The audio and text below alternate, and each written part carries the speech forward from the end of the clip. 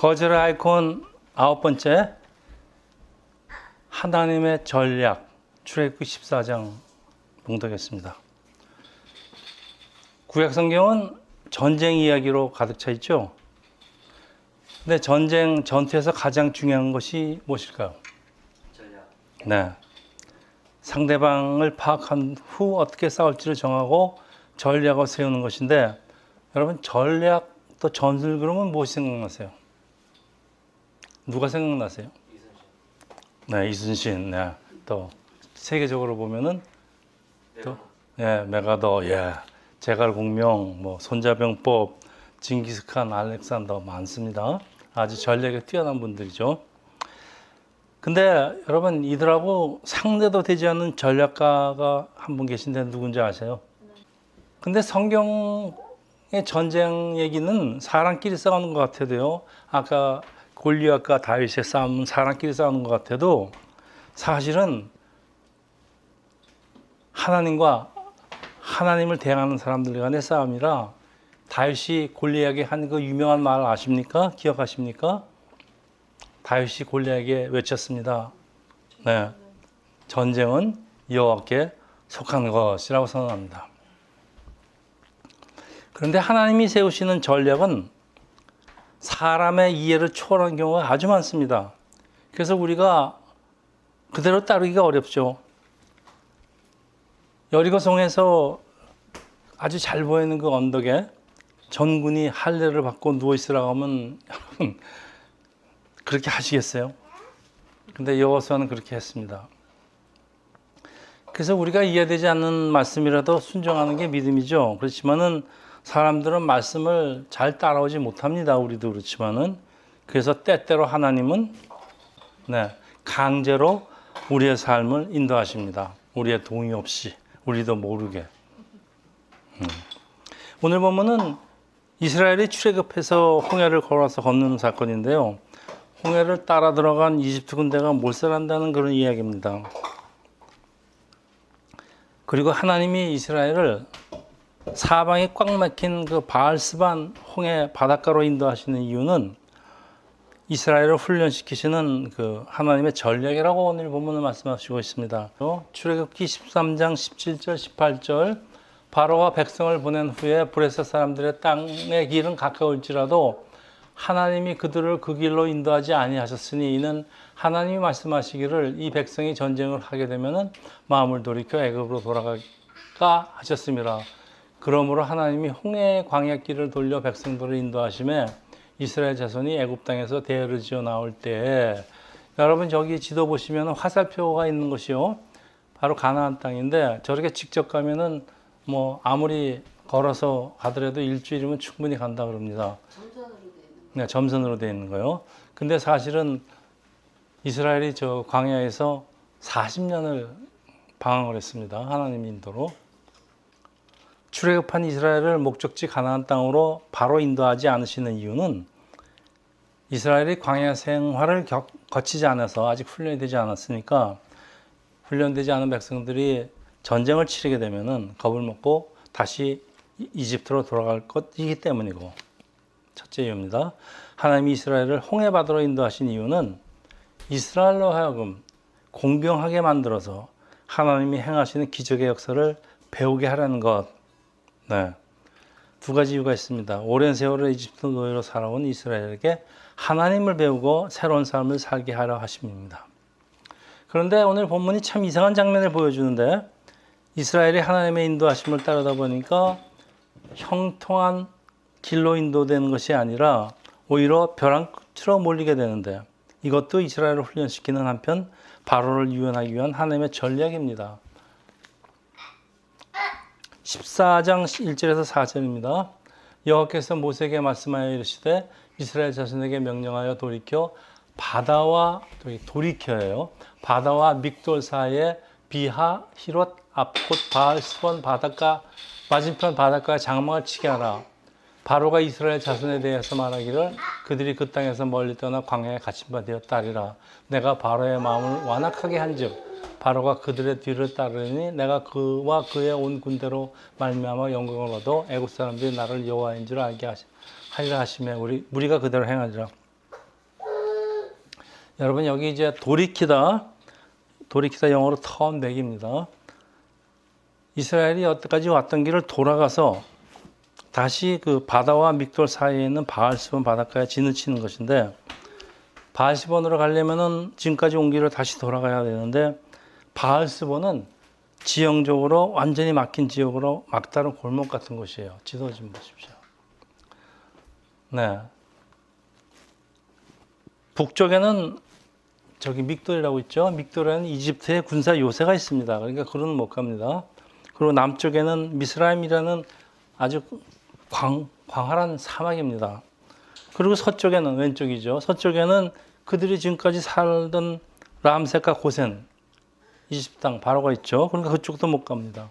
그래서 남은 땅은 이제 오른쪽 동쪽에 있는 하나밖에 없는데, 그것은 홍해 바닷가.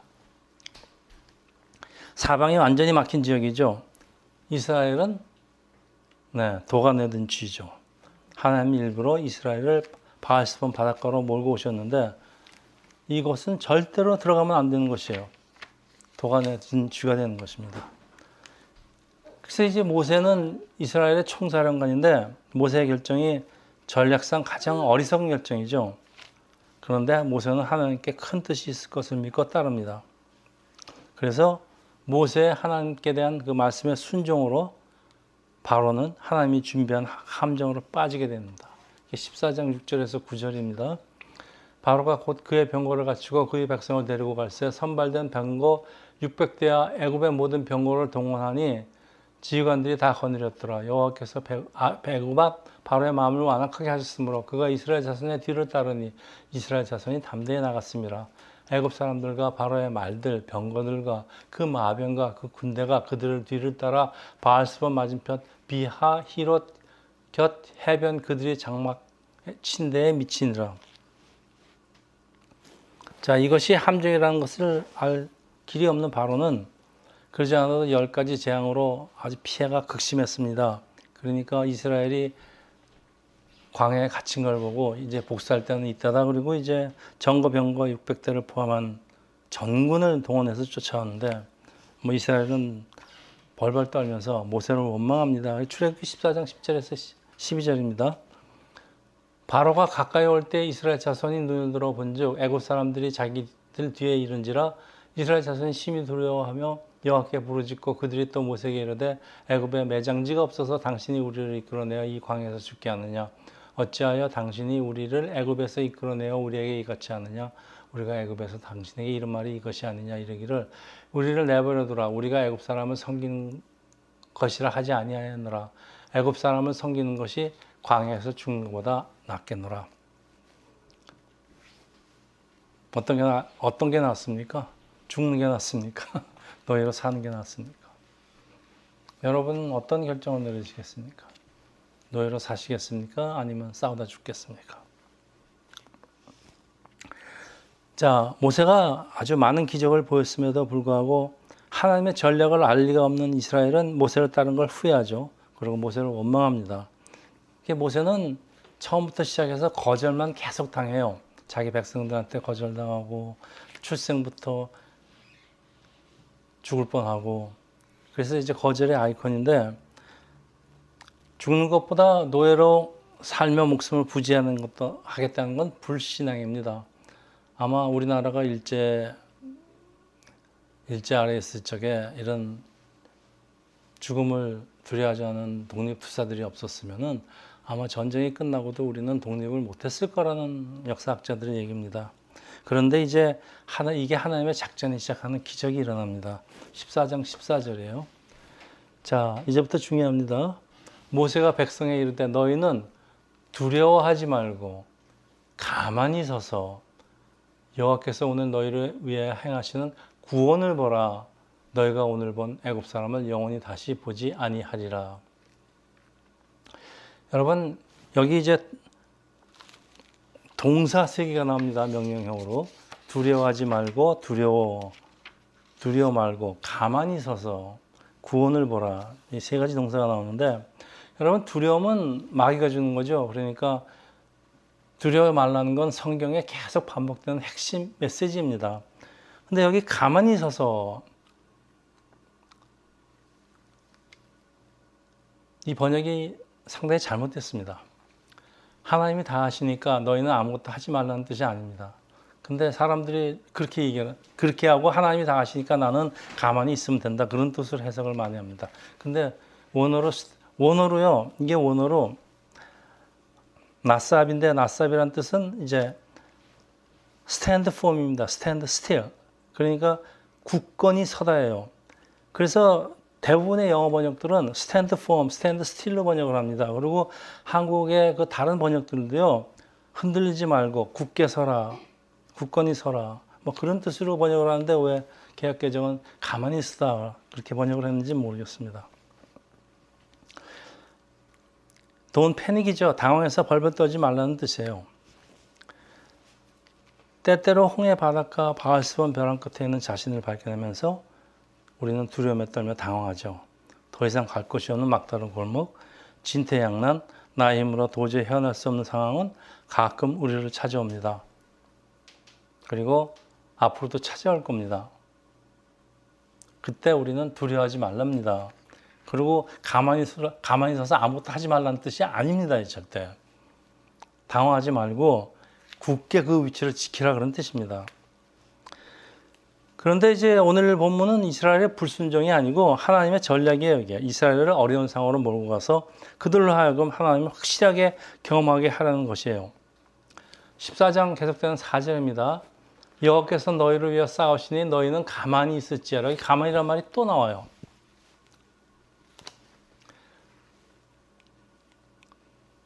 여기 가만히 원어로는 13절에 가만히 있어서와 그 가만히와 다른 뜻입니다. 완전히. 원어가 다른 단어예요. 근데 왜 여기 가만히 있으라는 얘기는 이제 아까 얘기하는 굳건히 있으라는 그런 뜻이 아니고요. 원래 원어의 뜻이 조용히 하라예요. Keep silent. 떠들지 말라는 얘기예요. 이런 사대에 부딪히면 어쩔 줄 모르고 난리치죠. 어떻게 하면 좋을까? 어떻게 하면 좋을까? 두려워하지 말고 굳건히 서서 입 다물고 네. 떠들지 말고 하나님의 구원을 보라. 하나님이 너를 위해 싸우시니까 기도하면서 담대하게 하나님의 구원하심을 기다리면 하나님이 기적을 보여주신다 이겁니다. 여러분 우리가 어려움에 처했을 적에 많은 사람들이 하나님이 다 하실 것이니까 나는 가만히 있기만 된다. 네, 그거 아닙니다. 우리도 할 일이 있어요. 무엇보다도 스탠드 폼입니다. 굳건하게 하나님을 믿고 그 자리에 서 있는 것. 그 다음에 그게 끝난 다음에는 하나님이 하시는 것을 떠들지 말고 입 다물고 조용히 하나님 구경하라는 얘기입니다. 이스라엘이 여리고성을 일곱 번 돌 적에 하나님이 얘기하지 말라 그랬습니다. 입을 다물고 돌라 그랬습니다. 이스라엘이 그자도 명령이 참 상식적으로 이해가 안 가는데 도대체 성을 공격을 하는데 그냥 돌기만 하려니까 안 되는데 그걸 갖다 입을 도는 과정에 입을 열게 되면요 옆에 있는 사람하고 자꾸 불평을 하게 됩니다. 하나님이 왜 우리를 돌라 그럴까 그러면 이제 자꾸 떠들다 보면은 그런 소문이 퍼집니다. 그래서 이제 완전히 사기를 망치기 때문에 조용히 하나님 하시는 일을. 근데 이게 하나님의 인도하심을 이끌려 벼랑 끝까지 가보지 않은 사람이 결코 배울 수 없는 하나님에 대한 경험이에요. 아주 귀한 경험입니다. 여러분 이런 경험 있으십니까? 이런 벼랑 끝까지 갔다가 하나님의 도우심으로 다시 어려움에서 벗어나는 경험들을 자주 하면요, 여러분의 그 믿음이 신앙이 굉장히 도약을 합니다. 그래서 사실 어려움이라는 게요, 우리가 어려움을 만나면 왜 또 이런 일이 일어날까 하고 불평도 하지만요, 사실은 하나님이 우리를 훈련시키고 좀 더 신앙을 깊게 하기 위해 하나님의 전략이라는 거 잊지 마십시오. 그 바람에 이제 14장 18절, 21절, 22절입니다. 내가 바로와 그의 병과 마병으로 말미암아 영광을 얻을 때야 애국 사람들이 나를 여호와인 줄 알리라 하시니 모세가 바다 위로 손을 내밀며 여호와께서 큰 동풍이 밤새도록 바닷물을 물러가게 하시니 물이 갈라져 바다가 마른 땅이 된지라 이스라엘 자손이 바다 가운데를 육지로 걸어가고 물은 그들의 좌우에 벽이 되니라. 네. 여러분 모세가 바다 위로 손을 내미니까 그 영어가 그래요. 마치 마술처럼 바다가 순식간에 갈라지고 마른 땅으로 변하고 이스라엘이 홍해를 건너갔다고 영화가 그렇게 찍었습니다. 그래서 사람들이 저도 처음에 진짜 그렇게 된 줄 알았습니다. 근데 오늘 본문 보면요, 그렇지가 않습니다. 여러분 바다가 갈라져도요, 그 바닥의 질퍽에서 그 마를 때까지 그 병거가 끄는 마루 병거도 지나갈 수 없고 사람도 지퍽지퍽한데 그걸 어떻게 지나갑니까? 그래서 오늘 본문에 정확히 나와 있어요. 모세가 바다를 순식간에 가는 게 아니고 하나님께서 큰 동풍을 밤새도록 불게 하셨다고 하는데 사진 빼주세요. 네, 저렇게 할 때입니다. 오른쪽에서 이제 동풍이죠. 오른쪽에 동쪽에서 오는 바람이 동풍인데 동풍을 계속 아주 세게 불어시니까 바닷물을 저쪽으로 밀어버린 모양입니다. 그러니까 거기에 이제 잠시 그 공백이 생겼답니다. 과학자들이 다 실험을 해봤더니 그렇게 된다고 그럽니다. 않습니다, 저렇게. 그리고 지금 이제 최근에 의하면 시나이 반도 그 바다를 건 곳이 저 홍해 바다가 아니고 이쪽 홍해가 아니고 이쪽 홍해라 그럽니다. 요즘 그렇게 주장하는 사람들이 좀 있습니다. 왜냐하면은 성경에 나오는 그 지명들 모든 것들이 이쪽에서 있는 건 없답니다. 근데 이쪽 아라비아 반도 쪽에는 다 있다고 그렇게 주장하는 사람들도 있어요. 그것도 상당히 일리가 있습니다. 그럼 우리가 정확히 어딘지는 몰라도, 네. 그리고 이제 오른쪽에는 이제 홍해바다 그 가운데 지금 수심이 굉장히 낮다 그럽니다. 그래서 수심이 굉장히 낮대요. 딴 데는 깊은데 거기는 이제 물이 흘러가면은 물이 이렇게 밀려가면은 그 길이 드러난다고 그럽니다. 어쨌든 그게 어떤 게 사실인지 우리는 알 수가 없습니다. 그리고 무엇보다도 저 바닷가 밑에는 또 옛날에 이집트군이 사용하던 병거가 그냥 그대로 빠져 있는 것도 발견됐다 그러니까 누구 말이 맞는지는 모르겠습니다.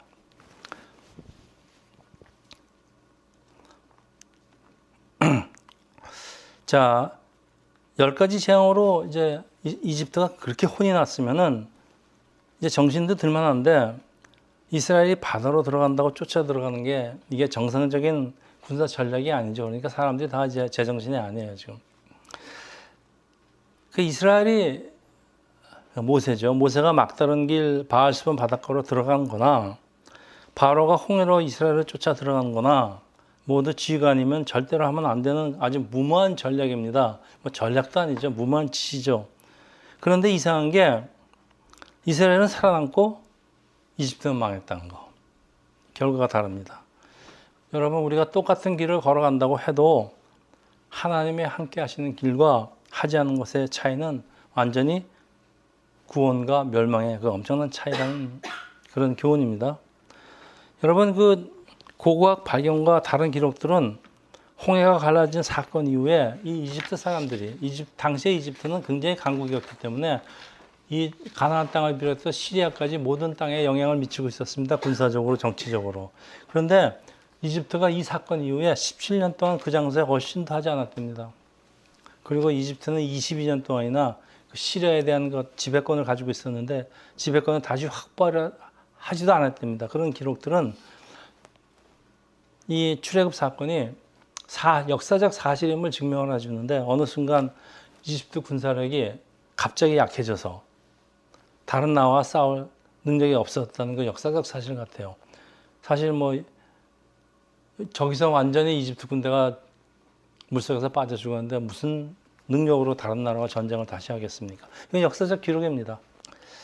자, 우리가 10가지 재앙 사건부터 같이 살펴보고 있는 게 하나님은 이스라엘을 무조건 보호하시죠. 근데 이집트 사람들은 바로라는 지도자를 잘못 만났다는 이유로 일방적으로 당하기만 합니다. 객관적으로 하나님은 참 불평하신 것처럼 느껴집니다. 그러나 이것이 구원의 속성입니다. 여러분 뭐 한 거 있어서 구원받았습니까? 여러분이 선해서 구원받았어요. 네, 이게 구원의 속성입니다. 우리가 이렇게 모여서 하나님을 예배할 수 있다는 것도 우리의 선택이 아니라는 거 여러분 잘 아시죠? 우리가 선택한 게 아니라 하나님이 우리를 부르셨다는 거. 네. 우리 이유는 알 수 없죠. 하나님이 일방적으로 구원을 베푸시는 선택받은 민족이 이 당시에 이스라엘이고 또 오늘의 우리 크리스찬들입니다. 오늘의 주제가 홍해를 가르는 하나님의 능력과 구원의 역사를 보는 것인데 네.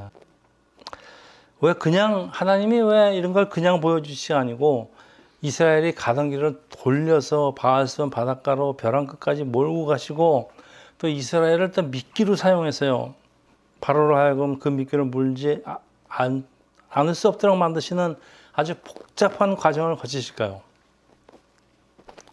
어차피 조건 없이 나를 구원하시고 택하시고 구원하셨는데 왜 우리 예수를 믿고 따르는 사람들의 삶을 형통하게 하지 않으시고 우리 생각에 필요 없는 것 같은 어려움을 주시고 믿음에 실현해 주시는가? 그러다 보면 또 의심도 생겨요.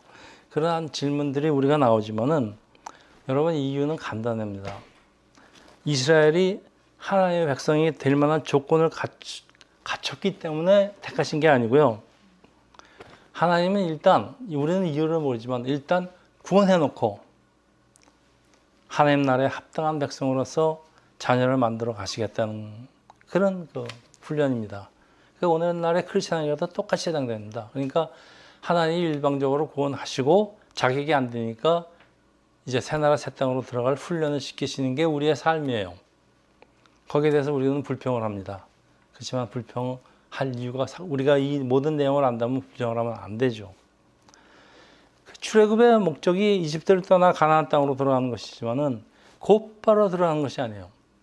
그 여정 가운데 있는 광야를 통과해야 됩니다. 이스라엘은 40년 걸렸습니다. 일주일 가는 데를. 여러분 광야 생활은 뭘 상징할까요? 광야 생활은 우리 교회 생활을 상징합니다. 그래서 광야의 삶을 광야 교회라고 부르죠. 성경은 이스라엘이 홍해를 건너는 것을 뭐에 비유합니까? 크리스찬이 세례를 받는 것을 비유합니다. 그래서 광야에서 태어난 이스라엘 2세들은 세례를 못 받았기 때문에 요단강을 빠져서 걸어야 됩니다. 요단강 세례입니다. 그거는. 그래서 세례는 무조건 받아야 됩니다. 그래서 이 세례는 여러분 아시겠지만 과거에 나는 물에 빠져 죽고 새롭게 태어나는 것이 그게 세례의 의미입니다. 원래 죽을 건데 너희들이 살아났답니다. 하나님의 도움으로. 그러니까 만약 우리가 세례를 받고 광야를 통과하지 않고 곧장 가나안이 상징하는 그 천국으로 들어간다면은 교회에 누가 남아 있을까요? 세례 받은 사람 무조건 다 천당으로 갑니다. 그러면 교회에 남아 있는 사람들은 세례 받지 않은 사람들만 남아 있겠죠. 왜냐하면 세례 받은 사람은 다 죽어서 천당으로 갔으니까. 그러면 세례식이 뭐가 될까요? 네? 세례식은 장례식이 됩니다. 왜냐하면 세례 받자마자 천당 가야 되니까. 그럼 누가 세례 받으라고 하겠습니까? 세례 받는 순간이 죽는 순간인데. 그래서 새롭게 태어난 크리스천을 새 나라의 백성으로 만드신 것이 이 광야 생활의 목적이에요. 그러니까 우리의 삶이 하나님의 나라의 삶에 조금이라도 가까워지도록 준비하는 것이 바로 광야의 삶입니다. 그렇지만 힘들어요. 그래서 우리는 이런 광야의 과정을 최단 거리로 통과하려고 애를 씁니다. 근데 최단 거리로 통과하는 사람이 없습니다. 왜냐하면 광야의 삶은 순종과 인내를 배우는 시간이기 때문에 절대 단순히 배워지지 않습니다. 사람에 따라서 모세 40년 걸리고 사도바울 10몇 년 걸리고 김정기 목사 20년 걸리고 그렇게 다 시간이 있습니다. 여러분도 여러분 나름대로 시간이 걸리겠지만 짧다고 좋은 거 절대 아닙니다. 그렇지만 짧다는 얘기는 여러분이 순종을 잘해서 훈련 빨리 끝났다는 얘기도 됩니다. 여러분 하기 나름이에요. 그렇지만은 그 기간이 오래됐다고 여러분이 그 사람을 비난할 수도 없는 게 그 사람한테 시키시는 일에 따라서 길기도 합니다. 모세는 40년 걸렸습니다. 순종을 했는데도. 자, 우리 오늘 본문에서 몇 가지 교훈이 있습니다. 첫째가 다음 화면. 우리의 오래된 습관을 깨기 위해서 때로는 어려움에 처하는 경험이 필요하다 그런 얘기입니다. 노예 근성에 젖어 있는 이스라엘을 바꾸기 위해서 보통 방법으로는 되지 않습니다. 그래서 어려움을 통해서 놀라운 하나님의 기적을 체험하게 됩니다. 둘째, 사방으로 포위되었을 때 어딜 찾아봐야 됩니까? 위밖에 방법이 없습니다. 뚫린 데가 위밖에 없으니까. 셋째, 우리가 하나님의 영광을 보기 위해서 하나님이 나를 위해서 싸우시는 것을 보아야지. 공경에 처한 나를 어떻게 구원하신가를 경험하는 건 여러분 우리 신앙에 아주 도약을 일게합니다. 아, 하나님 나를 이렇게 구원하시는구나. 그래서 내가 겪는 어려움이 또 지금 겪는 어려움이 혹은 앞으로 겪을 어려움이 하나님의 전략일 수도 있다는 거, 그런 사실. 그래서 여러분 두려워하지 말고요. 하나님께 맡기면서 하나님의 역사를 보시는 것이 오늘 본문이 얘기하는 겁니다. 출애굽기는 구원받은 이스라엘을 하나님의 백성으로 만들어가는 그 가나안 땅으로 인도하시는 과정을 보여주는데 이집트 노예로 오랫동안 살아온 이스라엘은 노예 근성이 철저하게 배어 있어요. 그래서 하나님 백성으로 변화가 있어야 되는데 그렇게 쉽게 변화가 있지 않습니다. 보통 방법으로 되지 않습니다. 그러니까 충격요법을 쓰시는 것입니다. 마찬가지로 우리가 예수를 믿고 따르면은 세상 사람들과 뭔가 다른 것이 있어야 됩니다. 뭐가 달라도 달라야 돼요. 그래서 사람들이 저 사람은 정말 뭔가 다르다 이런 그런 게 있어야 됩니다. 그러는데 뭐 평소에는 교회 다니면서 잘 따르는 것 같은데 어려움이 오면요 다시 옛날로 돌아갑니다. 그래서 다시 죄의 노예가 돼요. 그래서 세상적인 방법으로 내 어려움을 벗어나려고 세상에서 하든지 똑같이 계속하려고 합니다. 우리가 죄의 노예로부터 떠났죠. 이게 출애굽 사건입니다. 노예에서 떠나는 게 출애굽 사건입니다. 그리고 오늘날 죄로부터 떠나는 것이 이제 우리 크리스천의 삶인데 바로가 사단을 상징하는데 사탄이요. 이 빼앗긴 노예들을 잡으려고 쫓아옵니다. 그래서 예수를 영접하고 천국으로 향하는 이 땅의 크리스천의 삶의 속성이 그렇다는 걸 잘 설명해 주고 있습니다. 여러분 교회 오지만요. 교회 밖으로 나가면은 사탄 마귀가 기다리고 있습니다. 공격해 옵니다. 그러니까 교회를 절대 떠나면 안 됩니다. 그냥 잡힙니다. 자, 이제 말씀을 좀 정리를 하겠습니다. 노예로부터 해방이 돼서 하나님의 백성으로 시작하는 이스라엘에게 하나님이 제일 먼저 가르치기를 원하는 것은 무엇일까요? 하나님이 우리에게 제일 먼저 가르치기를 원하시는 것이 무엇입니까? 네, 구원의 주체가 되시는 하나님입니다. 그래서 우리가 하나님에 대해서 공부를 하는 것이 우리가 성경 공부입니다. 네. 다시 또 다음 것. 네. 그 다음에요. 자, 낮에는 구름 기둥으로, 밤에는 불 기둥으로 인도하시는데, 낮에는 그 구름이라는 게 장렬한 태양빛을 막아주시죠. 밤에는 불로 사막의 추운 밤을 녹여주신 하나님을 바라보면서 하나님이 이렇게 나의 삶을 편하게 인도하시면 얼마나 좋을까. 다시 그렇게 생각을 하지만은 사실은 우리는 아주 쉽게 영적인 깊은 잠에 빠져버릴 것입니다. 때때로 바알스본 벼랑가의 끝에 있는 나를 발견합니다. 그건 잠든 나의 영을 깨우시는 하나님의 전략입니다. 그래서 스스로 무엇이든지 할 수 있다고 자부하는 바로 같은 사람은 강한 자기 교만 때문에 또 스스로 아무것도 할 수 없다고 생각하는 그 나약한 사람은 그 두려움 때문에 우리 하나님의 말씀을 따르기 수가 없습니다. 그래서 우리 신앙생활에 항상 이런 문제가 생기는 것입니다. 그러나 강한 사람이나 약한 사람이나 모두 사방에 막힌 그 바알스본 바닷가 벼랑 끝에서 바라볼 곳은 위밖에 없어요. 항상 위를 찾아봐야 합니다. 그리고 심판과 구원은 위로부터 온다는 것. 이것이 바알스본의 교훈입니다. 상당히 큰 사건이었습니다. 여러분, 신앙생활을 망치는 불순종의 가장 큰 원인이 무엇일까요? 왜 우리는 하나님의 말씀에 이렇게 때때로 불순종을 할까요? 네, 교만과 두려움입니다. 보통 교만보다 두려움이 많죠. 아주 두렵습니다. 그러니까 하나님의 말씀 따랐다가는 죽을 것 같아요. 또 교회 다녀도 교만한 사람들 참 많습니다. 다 감사하는데 내가 이렇게 의로운데 하나님 나를 어찌시겠나. 이런 것들이 다 이제 그 교만이 우리 신앙생활을 망치는 불순종의 은원입니다. 그런데 살아계신 하나님의 전략을 알게 되면요. 내가 가진 교만은 겸손으로 바뀝니다. 하나님을 알게 되면 내 교만이 어디 갑니까? 겸손해지죠. 또 두려움은 하나님이 내 뒤에 있다는 것을 아는 순간부터 그 용기로 바뀌게 됩니다. 두려움은 용기로, 교만은 겸손으로. 네. 그래서 신앙생활은 하나님이 살아계시는 것에 모든 것을 거는 것이 신앙생활이라고 제가 누차 얘기합니다만은 베팅이라고, 올인 베팅입니다. 이 선택은, 올인 베팅은 순전히 나의 몫입니다. 내가 하는 거예요. 우리의 삶 속에서 매 순간 우리는 결정을 하고 살아야 됩니다. 하나님께 올인할 것이냐,